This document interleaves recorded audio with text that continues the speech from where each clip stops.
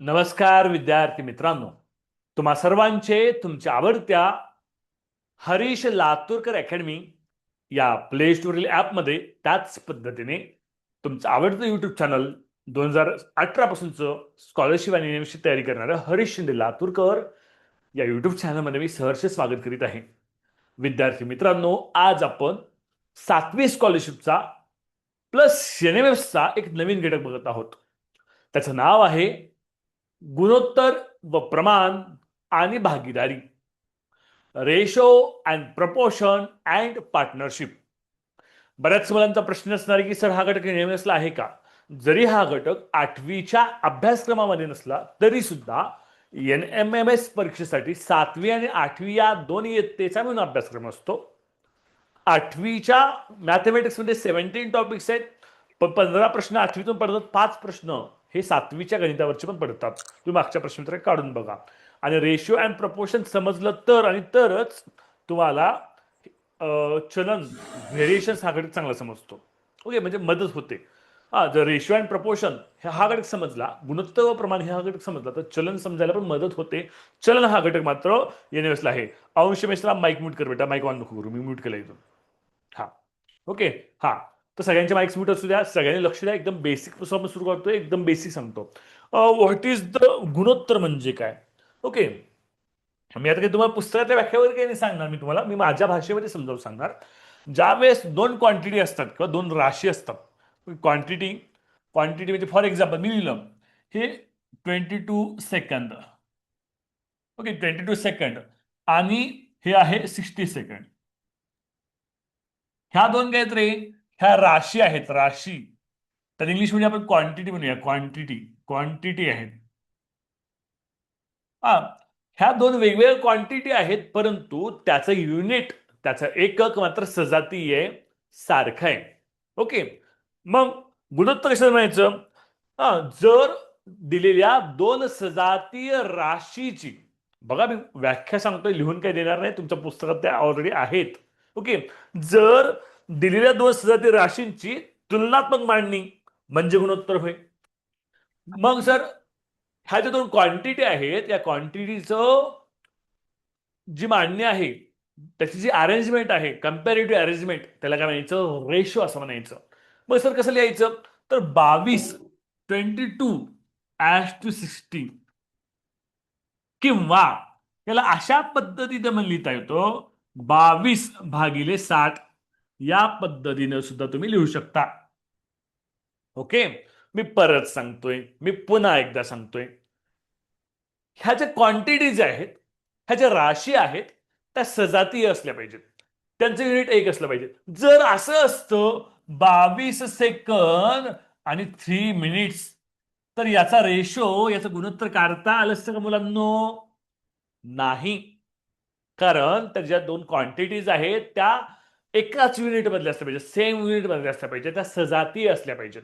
आणि त्यांची तुलनात्मक मांडणी, कम्पॅरेटिव्ह अरेंजमेंट म्हणजे रेशो. Is it clear? इथपर्यंत आपण जातोय. परत एकदा सांगतो, अर्णव गायकवाडसाठी त्याला डाऊट पडलाय, मग त्याचा डाऊट विचारूया आपण. जर दोन्ही राशी सजातीय असतील, एकाच एककात असतील, त्याची ही जी मांडणी करतो आपण कम्पॅरेटिव्हली, तुलनात्मक पद्धतीने, 22 जसे 60 असं मराठीत वाचायचं. इंग्लिशमध्ये त्याचं रिडिंग 22:16 असं करायचं. याला आपण या पद्धतीनं अंश आणि छेद या स्वरूपात सुद्धा लिहू शकतो. याचं तुम्ही शॉर्टेस्ट फॉर्म, संक्षिप्त रूप सुद्धा करू शकता. Okay, is it clear? हा हा, रुद्र जरा डाऊट विचार बेटा. हा, सर 22/60 सिम्पलेस्ट फॉर्म काय आहे? येतो ना बेटा, हे काय दोन भाग जातो की? हे बघ, 11/30. ओके, हा, त्याचं इक्वॅलेंट फ्रॅक्शन तुम्ही घेऊ शकता. हा अर्णव, आणि जर सर असं असेल तर जर छेद आणि अंशाला जर भाग जात असेल तर घालायचा. छेदाला अंश भाग जात नसेल तर तसंच ठेवायचा. कळतं का बेटा? हा, पुढे आपण जाऊया. आता बघा, मी जर म्हटलं, मी अजून एखादं एक्झाम्पल घेतो. मी म्हटलं स्वराला स्वरा स्वराला गणितात 60 मार्क पडले 100 पैकी.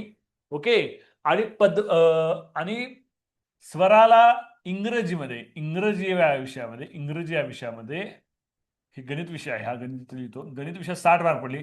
इंग्रजी या विषयामध्ये किती पडले? 80 मार्क पडले. तर त्यांचं गुणोत्तर काढा. Okay. If Swara got 60 marks in mathematics and she got in 80 marks in mathematics, what is the ratio of their marks? तर तिच्या मार्काचा रेशो काय काय करायचं? 60:80. मी प्रश्न विचारला नाहीये कुणाला. ओके. म्हणजेच काय? 60/80. मी कसं लिहावं लागेल रे? ते 60 कशाचे मार्क आहेत रे? 60 आहेत गणितातले, मॅथमॅटिक्स गणिताचे मार्क आहेत, गणित. 80 कशाचे आहेत रे? 80 इंग्लिशचे. तुम्ही असंही लिहू शकता, इंग्लिश. ओके. ह्याला म्हणायचं गुणोत्तर. लक्षात ठेवायचं, हे जे मार्क आहेत गणिताचे ते मार्क्सच आहेत आणि हे पण मार्क्सच आहेत. लक्षात ठेवायचे, ज्या दोन क्वांटिटी आहेत, ज्या दोन राशी आहेत, त्या सजातीय असल्या पाहिजेत, सेम युनिट असलं पाहिजे त्याचं. Is it clear? ओके. मानवाला कळत असेल तर सगळ्यांनी. आणि युट्यूबचे विद्यार्थी, तुम्ही ज्यावेळेस हा व्हिडिओ बघणार आहात, तुम्हाला जर शिकवलेलं समजत असेल तर एक लाईक ठोका बेटा. आणि टीचिंग कसं वाटलं कमेंट करून सांगा. त्याच पद्धतीनं हा व्हिडिओ तुमच्या 10 वर्ग मित्रांना सुद्धा शेअर करा. ओके. सबस्क्राईब करायला विसरू नका. 70% आपले व्ह्युअर सबस्क्राईब केलेले नाहीयेत. सबस्क्राईब सुद्धा करा. पुढे आपण जेव्हा गुणोत्तर समजलं असेल, आता बघा, गुणोत्तर हे जर सजातीय राशीच काढता येतं, राशी सेमच पाहिजे. जर राशी सजातीय नसतील तर काय करायचं सर? फॉर एक्झाम्पल, ही एक क्वांटिटी आहे 5 मीटर आणि दुसरी क्वांटिटी आहे 500 centimetre. There are different units of this quantities. या दोन राशींचे एकक वेगवेगळे आहेत. या विजातीय राशी आहेत. ओके. या डिफरंट क्वांटिटीज आहेत. मग कसे काढायचं पद्मजा? तर त्याचं एकक सेम करायचं, त्याचं युनिट काय करायचं? सेम करून घ्यायचं. कसं करून घेणार मग? 5 मीटरला मी 5 मीटरच ठेवलं की 500 सेंटीमीटर म्हणजे किती? 500 डिवाइड बाय 100 केलं. सर डिवाइड बाय 100च काय केलं? कारण बेटा 1 मीटर बरोबर 100 सेंटीमीटर असतं. ओके.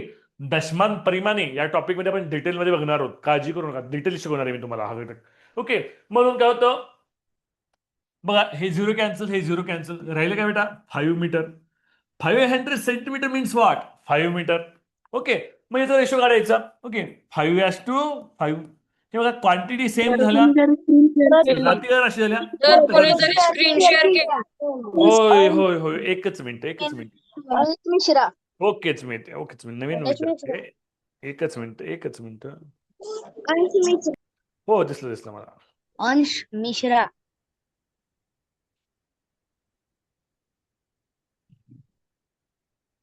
Okay, done.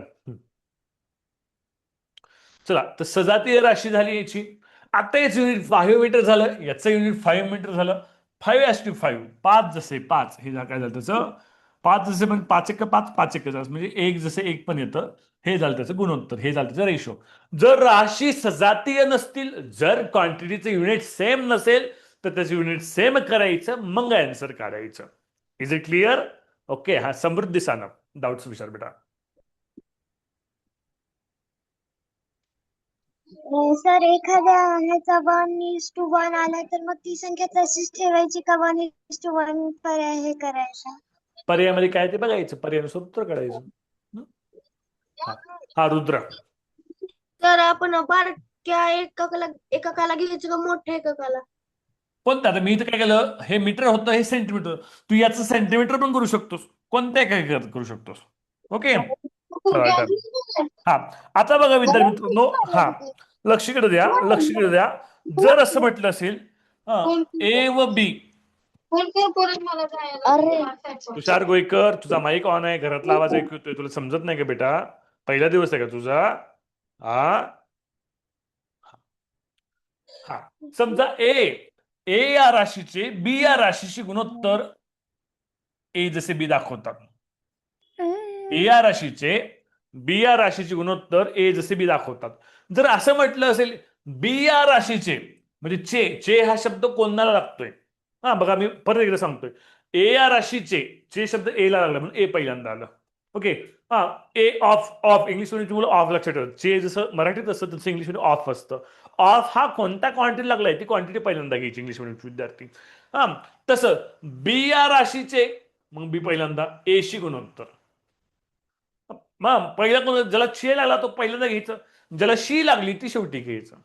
ए या राशीचे बी शी गुणोत्तर, बी शेवटी, चे लागला ए पहिल्यांदा. असं म्हटलं असेल बी चे ए शी गुणोत्तर, बी पहिल्यांदा, शी लागलेली आहे शेवटी. कळतंय? हसू नका. शी म्हणजे ती, त्यातलं सर्वनाम रे. तुम्हाला वेगळी शी आठवायली. अरे अरे जेवण जायचं नाही तुम्हाला. हा चला, हा पुढे आपण जाऊया. मग आता सर प्रमाण म्हणजे काय sir? What is mean by प्रमाण? What is mean by proportion? Next मुद्दा आपण बघूया, प्रमाण. प्रमाण, proportion, proportion.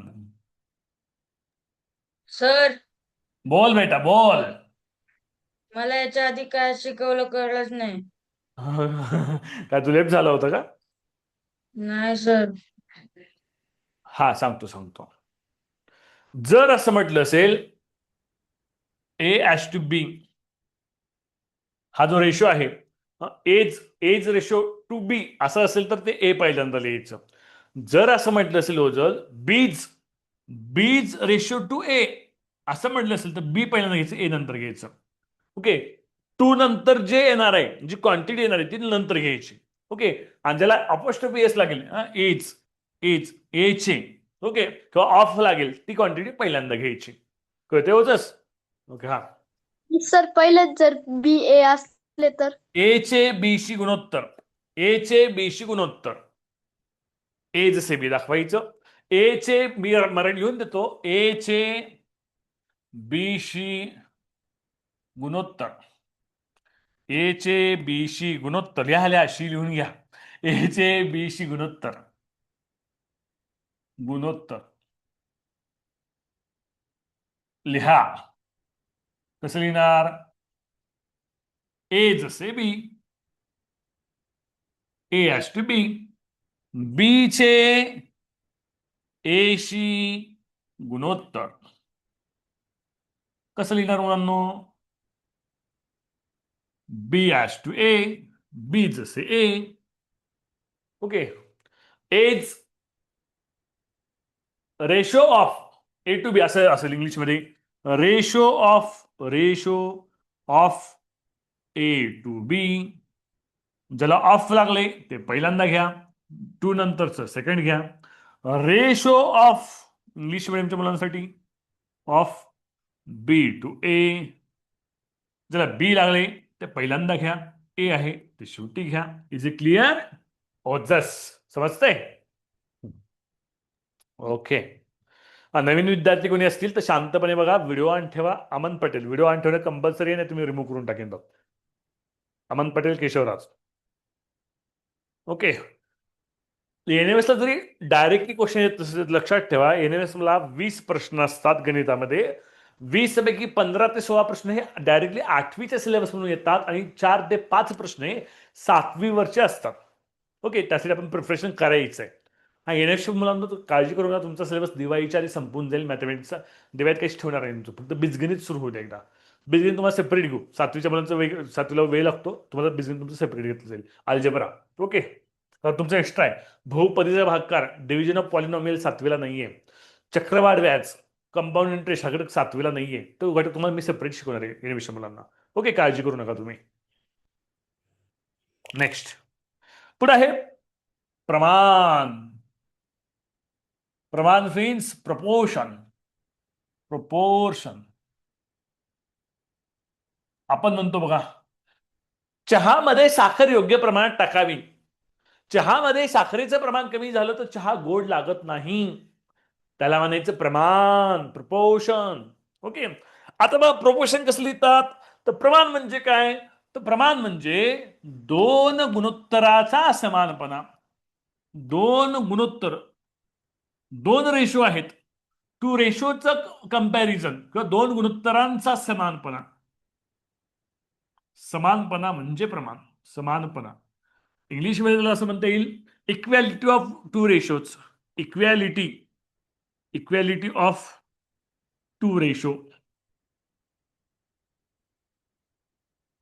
Equality of two ratios. For example, समजा ए अपॉन बी हा एक रेशो आहे आणि सी अपॉन डी हा अनादर रेशो आहे. या दोघांचा समानपणा म्हणजे इक्वॅलिटी. Is it clear? हा, असं दोन रेशो जर इक्वल असतील, कोणते दोन रेशो जर इक्वल असतील तर ते प्रमाणात आहेत. देअर आर इन प्रपोर्शन असं म्हटलं जातं. ओके, कोणत्याही चार क्वांटिटीज असतील किंवा 3 क्वांटिटीज असतील, ओके, त्यांची जे रेशो इक्वल असतील तर त्या क्वांटिटीज इन प्रपोर्शन त्या प्रमाणात आहेत असं म्हटलं जातं. ओके, लिहून घ्या बोर्डवरचं बरं का. एकदा इरेज केलं की पुन्हा येत नाही बघा. इथं पीपीटीवर लिहितोय मी, बोर्डवर नाही यायचं बरं का. एकदा इरेज केलं की मग मला नाही दाखवता येत. पटकन लिहून घ्या किंवा स्क्रीनशॉट काढून घ्या. ओके,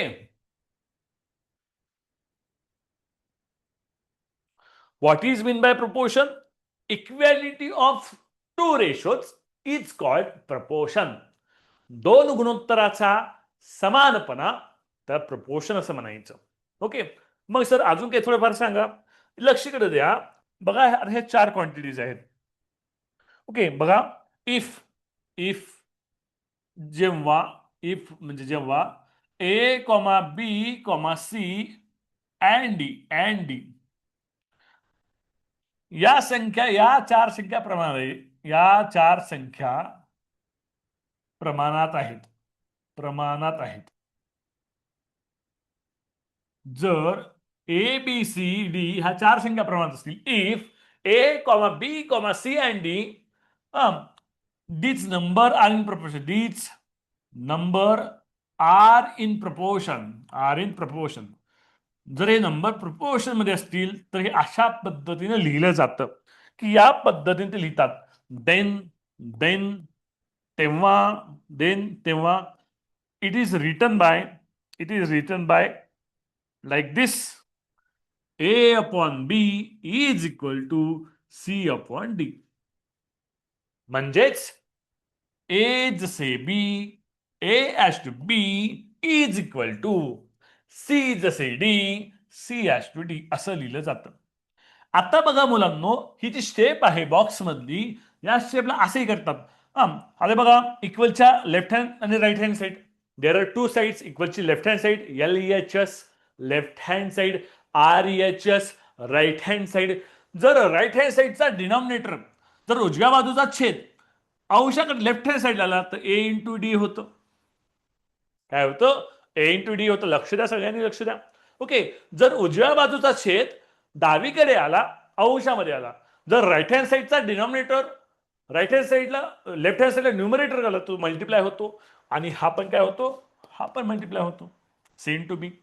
ओके, हे असं पण लिहिलं जातं. मग इथं बघा, तर ए बी सी डी याच्यामध्ये ए ही जी टर्म आहे आणि डी ही जी टर्म आहे, ए ही टर्म आणि डी ही टर्म एक्स्ट्रीम टर्म आहे, शेवटची टर्म आहे, अंत्यपद आहे. टर्म म्हणजे पद मराठीमध्ये. Okay, a b c d या 4 संख्येमध्ये a b c d in this 4 number there are a and d term is extreme term. शेवटचे पद आहेत, अंत्यपदे आहेत. काय आहेत? अंत्यपद आहेत, शेवटचे पद आहेत. अँड बी अँड सी हे मिडल टर्म आहेत, मध्यम पद आहेत, मधले पद आहेत, आतले. Is it clear Swara Digraskar? जाबे यायला भूक लागली काय? कंटाळा यायलाय? ओके, हा बघा, ए आणि डी ला अंत्यपदे म्हणतात, बी आणि सी ला काय म्हणतात? मध्यपदे म्हणतात. ओके, ए आणि डी ला काय म्हणतात? एक्स्ट्रीम टर्म म्हणतात. आणि सी आणि बी ला काय म्हणतात? सांगा? मिड टर्म असं म्हणतात. ओके, मग काय तयार होतं? ह्याच्यात फॉर्म्युला तयार होतो, अंत्यपदाचा गुणाकार. सर कुठे आहे हो? दाखवा सर आम्हाला अंत्यपदाचा गुणाकार. हे बघ, ए आणि डी अंतिम पद आहेत. इंग्लिश मिडियमचे तुम्ही लिहून घ्या, इंग्लिश मिडियमचे विद्यार्थी. मल्टिप्लिकेशन ऑफ एक्स्ट्रीम टर्म असं लिहा, इंग्लिश मिडियमचे विद्यार्थी. Multiplication of extreme term, English मिडियमचे विद्यार्थी लिहून घ्या, जागा नाही लिहायला, तुम्ही लिहून घ्या. मल्टिप्लिकेशन ऑफ एक्स्ट्रीम टर्म, अंत्यपदाचा गुणाकार बरोबर मध्यम पदांचा गुणाकार.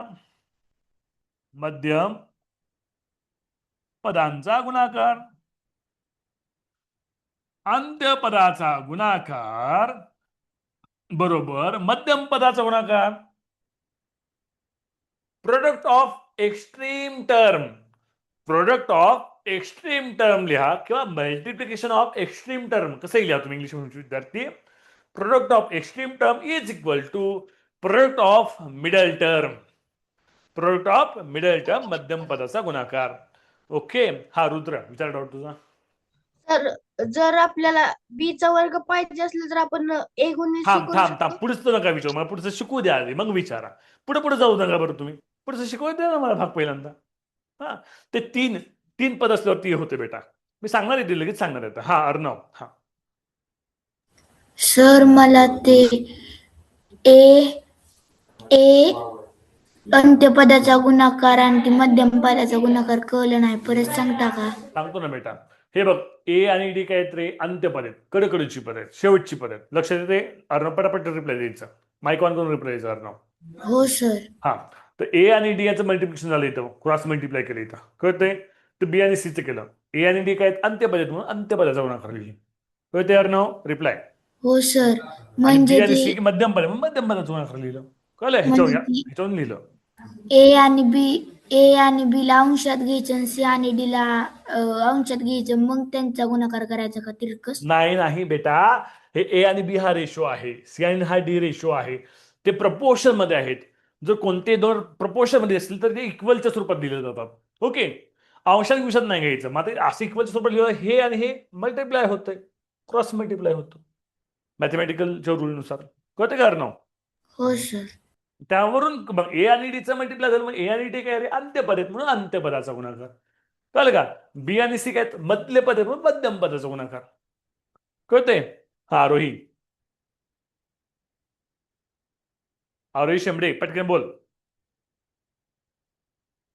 हा नंदन विचार. सर ते मला जे लास्ट आहे ना ते कळालं नव्हतं. काय कळालं नाही लास्टचं. ते लास्ट सांगितलं ना तुम्ही ए इंटू बी बर, डी आणि हे बघ ए आणि डी क्रॉस मल्टिप्लाय केलं तिरकस गुणाकाराला ए आणि डी इथं आलं. बी आणि सी तिरकस गुणाकाराला सी आणि बी इथं आलं. ए आणि डी काय रे शेवटची पद आहेत. अंत्यपद आहेत म्हणून अंत्यपदाचा गुणाकार लिहिलं. कळते का रोहित शेंबडे. रिप्लाय दे. ओके. हो बी आणि सी मध्यम पद मधले पद म्हणून मध्यम पदाचा गुणाकार लिहिलं. कळतंय. हा नंदन. हो हो. तर ए मल्टिप्लाय डी आणि सी मल्टिप्लाय बी म्हणजेच असं करायचंय का ए मल्टिप्लाय डी मधले अंतपद आहे आणि सी मल्टिप्लाय बी म्हणजे काय म्हणते मधले असं आहे का? हा तसंच आहे बेटा. फक्त असं नाहीये. लक्षात ठेव 4 क्वांटिटीज आहेत. 4 राशी आहेत. 4 नंबर्स आहेत. 4 संख्या आहेत. त्यातली पहिलं पद ए आणि शेवटचं पद डी आहे. ओके. हो. फर्स्ट टर्म ए आहे आणि लास्ट टर्म डी आहे. ओके. म्हणून ही तर अंत्यपद आहेत. म्हणून ती हो. एक्स्ट्रीम टर्म आहे. ओके.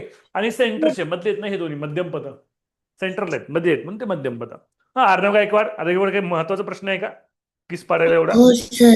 हा, विचार पटकी ना जास्त सर टाइमपास. हा सर जर ते वेगळे वेगळे असतील तर काय करायचं? म्हणजे की ए इक्वल्स टू सी आणि बी इक्वल्स टू डी जर वेगळे असं वेगळे करायचं. असतील तर मग काय ए करायचं? इक्वल टू सी म्हणजे कसं असं म्हणतोय का ए इक्वल टू सी नसणार. ए अपॉन सी आणि असं असेल तर का हा हा. हा क्रॉस मल्टिप्लाय करायचं. मग इथं अंतिम पद ए आणि हा असं असेल तर तेच असणार. ए इंटू सी तेच येणार ना. सी इंटू बी तेच येणार. इथं अंतिम पद ए आणि डी असणार आहे आणि हे सी आणि बी मध्यम पदच असणार आहे. ओके. नेक्स्ट लिहिलं आणि इरेज करू. एकदा इरेज केलं दिसत नाही बरं का हे पुन्हा. नेक्स्ट पुढलं. आता बघा मुलांनो जर फक्त 3 नंबर्स असतील 3च संख्या आहेत a b c. There are 3 numbers only 3च संख्या आहेत आणि त्या प्रपोर्शन मध्ये आहेत. त्या प्रमाणात आहेत असं विचारलं असेल तर स्वराली पाटे रिमूव्ह करू का. स्वराली पाटे भुईंज केबीपी विद्यालय. ओके.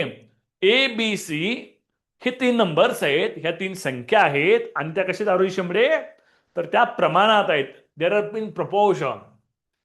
या संख्या प्रमाणात आहेत. लक्ष द्या बरं का. बरेच जण डाऊट विचारणार आहे. सगळ्यांनी लक्ष द्या. हा a b c are in proportion. Are in proportion हे कसं लिहायचं सर. आता इथं रेशो कसा तयार करायचा तर इथं रेशो असा तयार होता ए आणि बी याचा रेशो पहिलं पद दुसरं पद याचा रेशो आणि इक्वल टू दुसरं पद आणि तिसऱ्या पदाचा रेशो असा तयार होतो. म्हणजे दुसरं पद दोनदा वापरलं जातं, पहिल्या पदाशी सोबत वापरलं जातं आणि तिसऱ्या पदासोबत पण वापरलं जातं अशा वेळेस. ओके, म्हणजेच काय, A upon B is equal to B upon C. Is it clear? हा, प्रपोर्शन म्हणजे काय रे? गुणोत्तर प्रमाण म्हणजे काय? टू रेशोज चा इक्वलनेस, दोन गुणोत्तराचा समानपणा. इथं दोन गुणोत्तर अशी तयार होतात तीन संख्या असतील तर. ओके, हा, तीन संख्या असतील, ए बी सी तीन संख्या असतील तर पहिल्या पदाचा दुसऱ्या पदाशी गुणोत्तर होतं, दुसऱ्या पदाचं तिसऱ्या पदाशी गुणोत्तर होतं. आता क्रॉस मल्टिप्लाय करा. ओके, ए इंटू सी हे क्रॉस मल्टिप्लाय बरोबर B into B. Is it clear? इथपर्यंत समजतंय? काय केलं रे मी?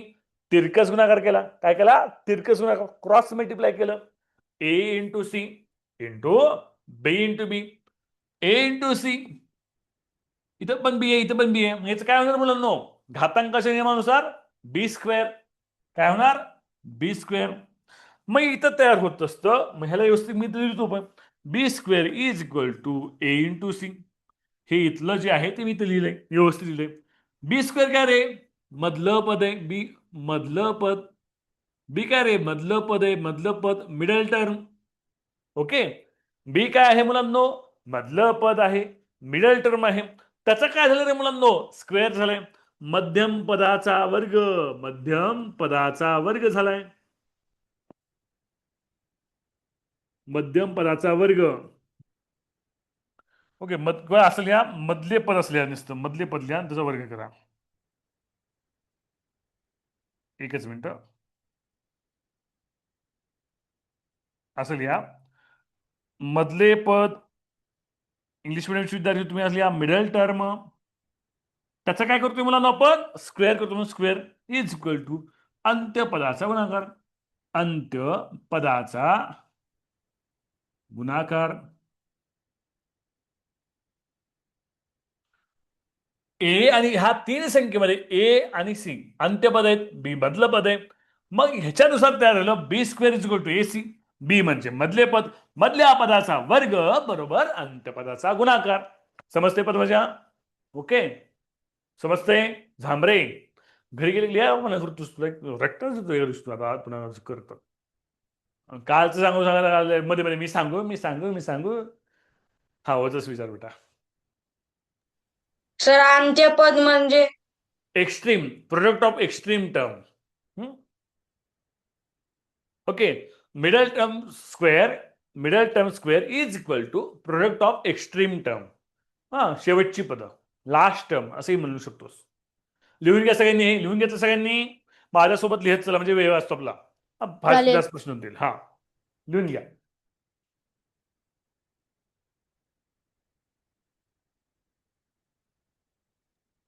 सर आपण बी चा वर्ग कसा काढायचा असतो? अरे, बीचा वर्ग कसा काढायचा म्हणजे काय होतं माहितीये का? ए आणि इंटू सीचं क्रॉस मल्टिप्लाय होतं. बी इंटू बी म्हणजे बीचा वर्ग तयार होतो. बी न बीलाच काय होणार? वर्ग तयार होतो ना. हो हो हो. हा,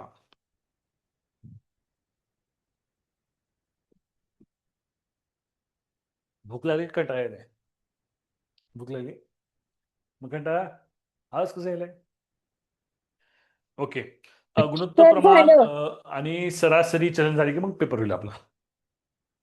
3 घटक अजून 2-3 आठवडे 2 आठवडे लागतील तुम्हाला बस करा आता. चला नेक्स्ट. आता बघा, आता भागीदारी जी आहे ती भागीदारी या टॉपिकच्या वेळी शिकवत. आता आपण प्रश्नाकडे जाऊया. नवनीत स्वाध्याय तुमची डिमांड आहे, आपण नवनीत स्वाध्याय सुरू करूया. बघू नवनीत स्वाध्यायची पीडीएफ आहे का आपल्या विषय असणार आहे. हा, सर्वांनी हरीश लातूरकर अकॅडमीला टेस्ट सिरीज बाय करा बघा सगळ्यांनी. ओके, मी लॉग इन करून दाखवतो. आज इंडायसिसची टेस्ट सोडवा सांगितली, फक्त 3-4 मुलांनी टेस्ट सोडवली. टेस्ट पब्लिश केली होती, पब्लिश केली, सगळ्या दुरुस्त्या केल्या. ओके, हे लॉग इन करा टेस्ट सिरीज मध्ये. तुम्ही इथं काय निवडले, ही जी कॅटेगरी आहे, कॅटेगरी तुम्ही कोणती निवडली त्यासाठी टेस्ट दिसतात. कॅटेगरी 4थी 7वी शिष्यवृत्ती असेल तर 7वीला असेल तर 7वी शिष्यवृत्ती कॅटेगरी निवडा. जर तुम्ही एनएमएसला असेल तर 8वी स्कॉलरशिप एनएमएस ही कॅटेगरी निवडा. ओके, ह्याच्यामध्ये गेल्यानंतर टेस्ट सिरीज हे काय टेस्ट सिरीज घ्या. टेस्ट सिरीज मध्ये इथं माय टेस्ट सिरीज तुम्ही बाय केलेले टेस्ट सिरीज इथे दिसतात आणि available test series all test series इथे दिसतात. हा, तर एनएमएस इथे दिसत का नाही? तर ही 4थी आणि 7वी शिष्यवृत्तीची कॅटेगरी आहे म्हणून इथे एनएमएस दिसत नाही. सगळ्यांनी टेस्ट कंपल्सरी बाय करायचे. ओके, सर्वांनी टेस्ट बाय करून घ्या आणि ते सोडवायला चालू करा. आता टेस्ट सोडवायला सांगतोय. टेस्ट हॅज एंडेड काही झालं असेल तर मला व्हॉट्सअपला मेसेज करायचं, काही अडचण असेल तर. ओके, सर्वांनी टेस्ट सिरीज सोडवायचे. जर NMSची आपण कॅटेगरी निवडली, 8वी स्कॉलरशिप NMSची टेस्ट सिरीज 220 रुपयाला आहे, 7वी स्कॉलरशिप टेस्ट सिरीज 450 रुपयाला आहे.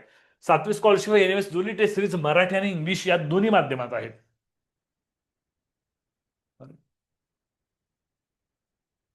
इथे खाली सेव्ह करा, फक्त सेव्ह करा. हे बघा, इथे NMSची पण टेस्ट सिरीज आहे, टॉपिक वाईज टेस्ट सिरीज आहे. मराठी आणि इंग्लिश दोन्ही माध्यमात आपले हे टेस्ट आहेत. तुम्ही इथे सोडू शकता. टेस्ट सिरीजचं पेमेंट ऍपमध्येच करायचं आहे. ओके, ऍपमध्ये ते सोड लॉक हे निघून जातं तुम्ही पेमेंट केल्यानंतर. गेलं का कोण घ्यायचं राहिले? घ्या टेस्ट बाय करून सोडवा. चला, आणि टेस्ट या ऍपमध्ये सोडवायचे असतात. ओके, चला आपण घेऊया नवनीत स्वाध्याय.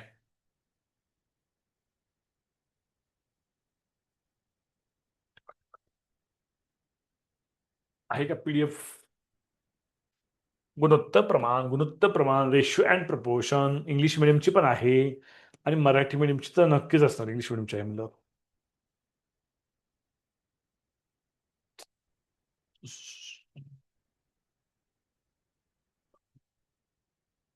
हा, ठीक आहे. इंग्लिश मिडियमची पण आहे आपल्याकडे PDF आणि मराठी मिडियमची पण आहे.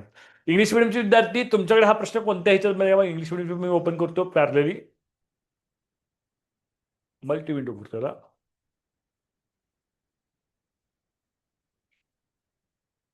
इकडे मराठी मिडियमचं आहे आणि पॅरलली इंग्लिश मिडियम पण ओपन करतो मी.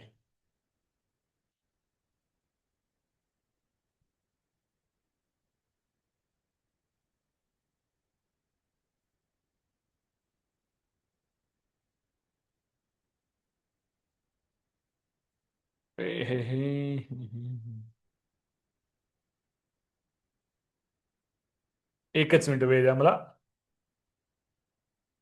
अरे, एकच होत नाही. ठीक आहे, काय हरकत नाही. मला चालू करूया. इंग्लिश मिडियमचे विद्यार्थी त्यांच्यात पण हे क्वेश्चन असतील. ओके, चल नवनीत स्वाध्याय आपण चालू करूया. 10.1. ओके, हा क्वेश्चन इंग्लिश मिडियमचे विद्यार्थी तुमच्या बुकमध्ये हा पहिलाच आहे का कोणता आहे बघा, चेक करा. इंग्लिश मिडियमचे स्टुडंट्स.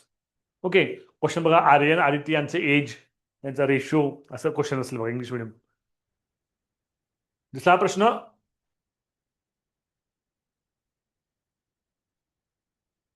प्रश्न मी समजावून सांगतो इंग्लिश मिडियमच्या मुलांना, काळजी करू नका.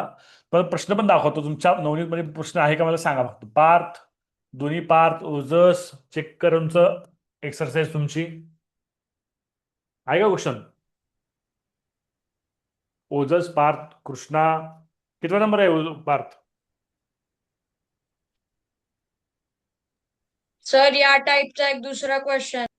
हा नाही का? तर 8वा प्रश्न आहे. 8वा प्रश्न आहे का? ओके, इंग्लिश मिडियम बुक्स 8 नंबरचा क्वेश्चन चेक करा. हाच प्रश्न आहे. ओके पार्थ, कितवा प्रश्न आहे सांग पार्थ दुर्गुडे. 8 नंबरचा क्वेश्चन हा इंग्लिश मिडियमच्या बुकमध्ये आहे. क्वेश्चन तुम्ही रीड करा. चला आपण सॉल्व्ह करूया. बघा काय दिले बघा प्रश्नामध्ये. आपण वाचूया प्रश्न पहिल्यांदा. लक्षात ठेवा, आपले निम्मे प्रश्न का चुकतात तर 50% प्रश्न हे प्रश्न व्यवस्थित न वाचल्यामुळे चुकतात. माझ्याकडून सुद्धा चुकतात ना शिकवत. म्हणजे मी पण काय होतो, घाईघाईत शेवट प्रश्न वाचतच नाही, लगेच सोडवतो. प्रश्न सोडल्यावर उत्तर येणार मग माझं लक्षात येतं, अरे इकडे कसं काय उत्तर येणार, मग मी प्रश्न वाचतो. तेवढा माझा 2 मिनिटं वेळ जातो का वाया. त्यामुळं पहिल्यांदा क्वेश्चन रिडिंग, प्रश्न वाचणं हे अत्यंत महत्वाचं. बारकाईने वाचायचे प्रश्न वाचायला हायगाई करायचे नाही. ओके, आधी प्रश्न वाचूया मग तुमची उत्तर घेऊया. आर्यन व आदिती यांच्या आजच्या वयाचे गुणोत्तर 4 जसे 5 आहे. ओके, लोअर हँड कर 2 मिनिट. हा बोल की. काय बोल की रे. हो बोलतो की रे. पृथ्वी थोरात, माईक म्यूट करीत ठेवायचा बेटा. पृथ्वी थोरात, सणाचा मुलगा. हा चला काय म्हणले बघा. आता हा प्रश्न वैवारी या घटकातला प्रश्न आहे. बुद्धिमत्तेमध्ये सुद्धा असे प्रश्न असतात, बुद्धिमत्ता विषयामध्ये सुद्धा. ओके, आर्यन व आदिती यांच्या आजच्या वयाचे गुणोत्तर 4 जसे 5 आहे.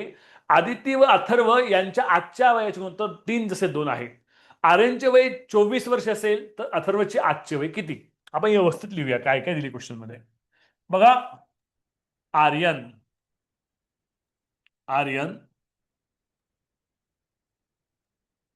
व अदिती. अदिती बोलणं करेक्ट.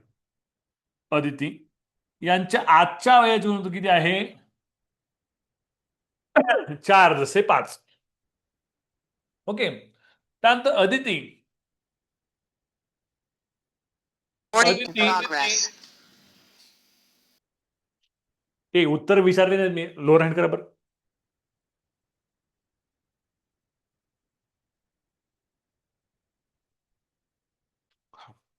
अदिती चॅट बॉक्स मध्ये उत्तर टाका. तुमचे उत्तर चॅट बॉक्स मध्ये टाका. ओके. अदिती व अथर्व. अदिती व अथर्व यांच्या आजच्या वयाचे उत्तर 3 जसे 2 आहे. अथर्व. जर आर्यनचे वय 24 वर्ष असेल तर अथर्वचे वय किती? ओके बघा. तर आर्यनचं दिले. आर्यनचं वय म्हणजे पहिला रेशो घ्यायचा. बघा आर्यन. आर्यन इंग्लिश मीडियम म्हणून तुम्ही इंग्लिश मध्ये लिहा. ओके. आर्यन आणि आदिती यांच्या आजच्या वयाचे गुणोत्तर 4 जसे 5 आहे. आर्यनचं आजचं वय 24 वर्ष आहे. आदितीचं आजचं वय मला माहित नाही. मग आदिती लिहिलं बरोबर 4 जसे 5. काय केलं तुम्ही पहिल्या स्टेपमध्ये मुलांनो? फक्त काय केलं मी? आर्यनच्या जागी त्याचं वय लिहिलं 24 इयर्स. 24 वर्ष इतकंच केलंय. पुन्हा विचारू का सर ही स्टेप समजली नाही? जी विचारतात ना त्यांचं लक्ष नसतं शिकवताना म्हणून ते 10 वेळेस विचारत असतात. ओके. आर्यनचं एज जे आहे, आर्यनचं जे वय आहे ते आर्यनच्या जागी ठेवले. आदितीला आदिती लिहिलं. 4/5 ला 4/5 लिहिलं. आता काय करायचं सर? काय करायचं असं? आता क्रॉस मल्टिप्लिकेशन तिरकस गुणाकार करायचा. कसा करायचा बघा. 24 गुणिले 5. हा. लेफ्ट हँड साईडचा न्यूमरेटर, राईट हँड साईडचा डिनॉमिनेटर, डाव्या बाजूचा अंश, उजव्या बाजूचा छेद यांचा जर गुणाकार बरोबर 4 गुणिले अदिती. 4 गुणिले अदिती. अदिती 4 झाल्या. 4 नाही, 4 मल्टिप्लाय अदिती असं आहे. 4 अदिती नाही. ओके. 24 5 असंच ठेवा. हे जे 4 आहे इक्वलच्या लेफ्ट हँड साईडला आलं, भागिले झालं, इज इक्वल टू अदिती. आता हे इक्वेशन सॉल्व्ह करा. 4 1 जा 4, 4 1 4, 4 6 24, 4 6 जा 24. Is it clear? Okay. 6 into 5, 5 6 30. आदितीचं वय आलं 30 वर्ष. 30 इयर्स अदितीच एज. ओके. इंग्लिश मध्ये विद्यार्थी समजते. फक्त आदिती तुम्ही इंग्लिश मध्ये लिहा आणि वर्षला इयर्स लिहा. पण विचारले काय मला अथर्वचं वय विचारले. आदितीचं विचारलंय का मला? नाही. मला अथर्वचं वय विचारले. मग अथर्वचं वय कसं काढायचं? तर आपल्याला आदितीच्या वयाचा आणि अथर्वच्या वयाचा रेशो आपल्याकडे आहे का मुलांनो? आहे. आदितीच्या वयाचा अथर्वच्या वयाचा रेशो त्याचं गुणोत्तर आपल्याला दिलं आहे. त्यावरून आपण सोडवायचं. बघा किती सोडवतो मी. चला काय म्हणले? तर अदिती आणि अथर्व यांच्या आजच्या वयांचा रेशो, यांच्या टुडेज एजचा रेशो दिलाय. किती दिलाय? 3:1, 3/2. परंतु अदितीचं वय आपण काढलंय. आदितीचं वय आपण काढलंय. किती काढलंय? 30 इयर्स. मग आदितीचं वय तिच्या जागी ठेवून द्या. 30 years upon Atharva is equal to 3/2. यांचं काय करायचं? Cross multiplication. काय करायचं? Cross multiplication. तिरकस गुणाकार. 30 into 2 is equal to Atharva into 3. हे इक्वलच्या राईट हँड साईडचं जे 3 आहे ते काय होतं? इक्वलच्या लेफ्ट हँड साईडला काय होतं रे? भागाकारच जातं. भागिले 3 is equal to Atharva. Okay. 3 1 जा 3, 3 10 जा 30, 10 3 30. 10 into 2 20, 20 is equal to Atharva. अथर्वचं वय किती आलं बेटा मुलांनो? 20 वर्ष. किती आलं? 20 वर्ष.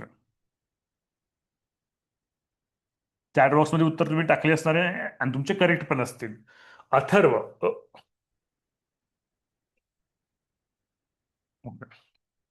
ओके. डाऊट्स असतील तर विचारा. ज्याचं लक्ष होतं त्याला डाऊट नसतील, ज्याचं लक्ष नसेल त्यालाच डाऊट असणार. काही मुलांचे वेगळे डाऊट्स पण असू शकतात. काही मुलांना क्युरियोसिटी असते. असं असेल तर काय, तसं असेल ते पण विचारा. डाऊट्स विचारा बेटा. रेझेंट करा. हा हा चालतंय. तू कशा पद्धतीने सोडव, उत्तर हे झालं पाहिजे. ओके, तुम्ही कोणती पद्धत सोडा, उत्तर हे झालं पाहिजे आणि शॉर्टकट मध्ये आलं पाहिजे. आणि हे मला एवढं डिटेल का लिहितोय मी तुमच्यासाठी, तुम्हाला समजावून डिटेल लिहित असतो. मी परीक्षे एवढं डिटेल नाही लिहून सोडवत. परीक्षेत मी तोंडी करतो, तोंडी इथं प्रश्नावर सोडवतो मी परीक्षेत. क्वेश्चन पेपरवर सॉल्व्ह करतो एक्झाम मध्ये मी. परीक्षेवर डिटेल लिहायचं असतं का? नाही. की तुम्हाला प्रत्येक स्टेप समजावी कशी आली म्हणून ते डिटेल लिहिलेलं असतं तुमच्यासाठी. हा तीर्था विचार बेटा. सर तिथे जर कोणाचंच वय दिलं नसेल तर? देतात असं नसतं, देतात वय. ते कोणाचं वय दिलं नसेल तर मग ते रेशो अँड प्रपोर्शनचा एक्झाम्पल नाही राहत, ते राहतं वयवारीचं एक्झाम्पल होऊन जातं. बुद्धिमत्तेमध्ये तसं टॉपिक आहे आपल्याला 7वीला. हा देतातच. समजलं? लिहून घ्या सगळ्यांनी, लिहून घ्या. कोण 1 मिनिट देतो, लिहून घ्या पटकन. माझ्यासोबत लिहित चला आणि लिहित लिहित लक्ष पण देत चला. आयुष लिंबोरे, काय रे बाबा व्हिडिओवर बोट ठेवलेस? हा आयुष लिंबोरे, किती मार्क घ्यायची यावर्षी? 280 पुढे. अरे बापरे, कॉम्पिटिशन, टफ कॉम्पिटिशन इथंच आहे बघा. बघूया कोण येतोय पहिला. हा लिहा लिहा लिहा. नवनीत स्वाध्याय 10.1 मला पहिला प्रश्न. टाइम झालाय मुलांनो, 8:59. आपला लेट झाला ना चालू करायला, एकच प्रश्न झाला बेसिक समजून. उद्या घेऊया आपण. हा अख्खा नवनीत स्वाध्याय सोडून देतो, काळजी करू नका. प्लस तुम्ही युट्यूबला जरी गेलात ना मुलांनो, तर हा या टॉपिकवरचे खूप चांगले एक्झाम्पल्स आहेत. 8वी सोर्सचे बुक्स ते पण बघा, तुमची प्रॅक्टिस होईल चांगली. हा ते सुद्धा बघा. हा अर्णव विचार. सर हा प्रश्न पेपर मध्ये आलाय. 7वी स्कॉलरशिपला यावर्षी सर मग 8वीत. आलेलं आहे का? हा अरे 7वी स्कॉलरशिप पुस्तक आहे ना, यातले 80% प्रश्न 8वीच्या पुस्तकातले जास्तीचे येतात. 80%. म्हणजे 70% 8वीच्या पुस्तकात, 30% जुन्या 7वीच्या पुस्तकातले. नवीन पुस्तक नाही हे.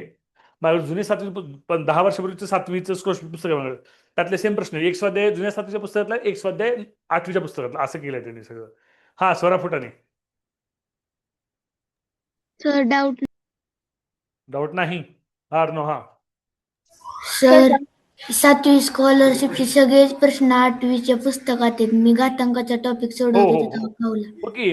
आणि काही प्रश्न जुन्या 7वी स्कॉलरशिप, 7वीला जुनी होती ना त्या पुस्तकातले काही प्रश्न आहेत.